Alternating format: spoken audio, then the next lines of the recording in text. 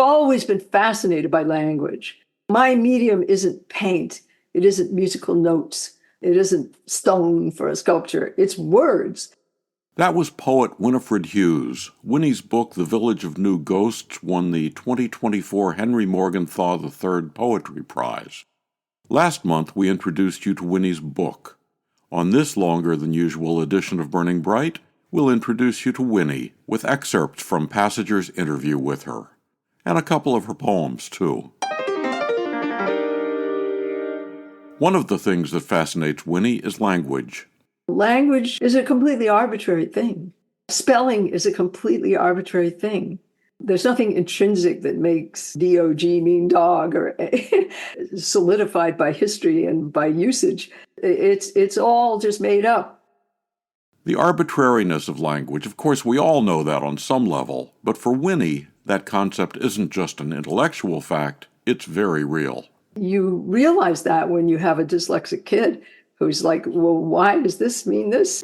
It just doesn't make any sense to somebody who doesn't process language the way most people do.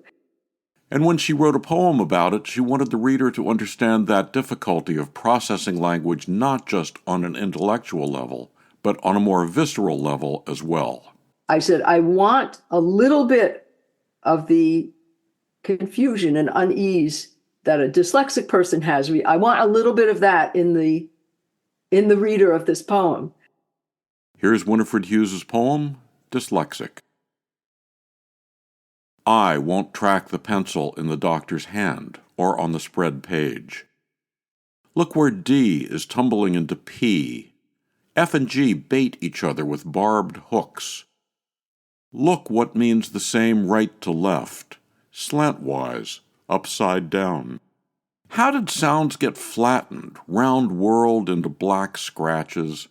Jugglers dropped oranges and apples still spinning on the blank sheet, all the pith pounded out of them. Eyes stammering for something real to look at, hand no thing to grip. Words dance, sith, this, pot is top, but may be tub, tomb is moot. We might not die as palindrome. So call it spelling. Cast that spell on the misspoken ones. Some of us born that way, some headed there. That poem is about all the tricks that language plays, spelling and just looking at it and trying to, what's the difference between a D and a B? Dyslexic Winifred Hughes from her book, The Village of New Ghosts. At some point, it occurred to Winnie that maybe poets and dyslexics aren't that far apart.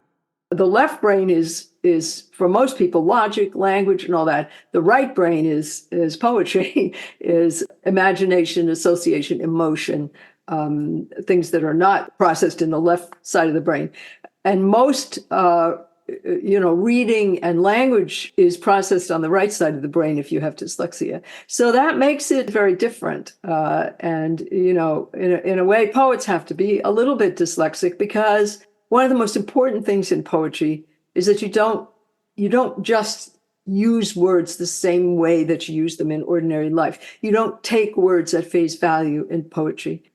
Your whole approach to words and the action of words is very different. And so you do have to be a little bit dyslexic. You have to look at things, not take things just as sort of given and as received, but look at, the sort of holes in language or the opportunities for it to do something different or slip around. Also, look at ways in which language can go beyond itself, somehow say what wasn't said or what was unsayable, somehow suggest more than it denotes. And I don't know if that makes any sense, but I do feel as though writers need to be a little bit dyslexic.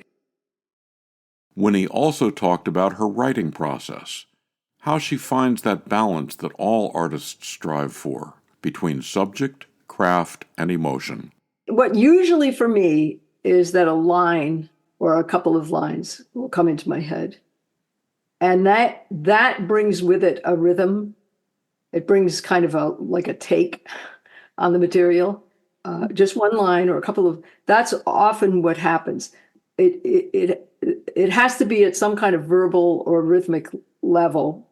I will sometimes think, well, I should write a poem about dyslexia, but it doesn't happen until some kind of line comes that tells me what form it's going to take. And that's when sometimes I just feel a sort of rhythm and I'm not sure what it's about. But then again, you need the feeling. Sometimes you start with the feeling and you need to find the rhythm. But usually for me, it's sort of when a poem starts is when something comes together, enough of it comes together that I have a line or a phrase or some kind of a rhythmic beginning, even if it's just a few words that I like together. And then I go from there. And often I have no idea where I'm going to go. Usually the best poems, you sort of know where you are, but you don't quite know where you're going to get. As I said at the beginning of this episode, Passenger recently published Winnie's book, The Village of New Ghosts. In her interview, she talked about the book's title poem. I found this phrase, The Village of New Ghosts, in a poem by the Tang poet Morgenthau called Morning Lu Yin. I found this very moving, that people who had died recently wouldn't be used to being not alive.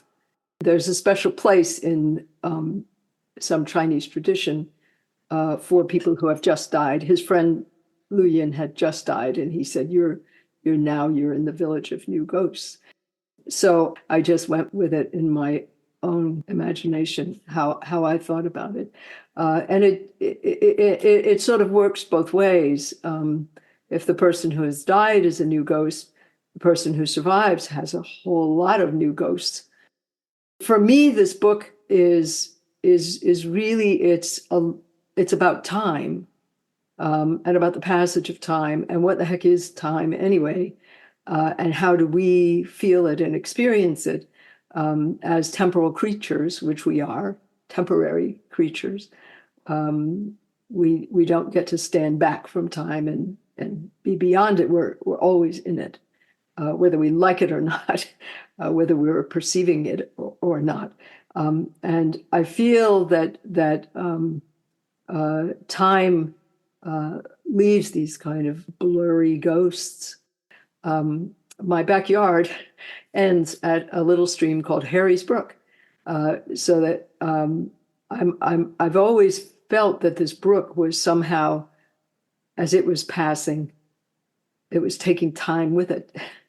And it was a kind of measure of passing time. And in that poem called "In the Village of New Ghosts," there is this kind of weird double time of reliving memory in the past, but being sort of superimposed on it in some kind of new thing that you don't even know what it is. Here's In the Village of New Ghosts, the title attributed to Chinese poet Meng Chao. Have you lost your way there, so new and unfamiliar without me? Does it have streets and houses? Are there street lights, or is light forbidden? Are you lonely, or is it overcrowded? Is it strange to you as this place is to me, the lanes we walked together, not really noticing how narrow they were, how they blurred into a maze, or how many doors there were to open with nothing behind them? Buildings with nothing inside.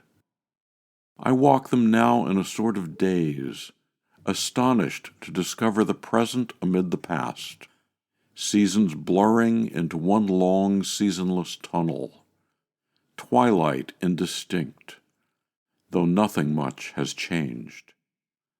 Sometimes I feel superimposed on someplace else exactly the same. Sometimes I hear footsteps, hesitant as mine.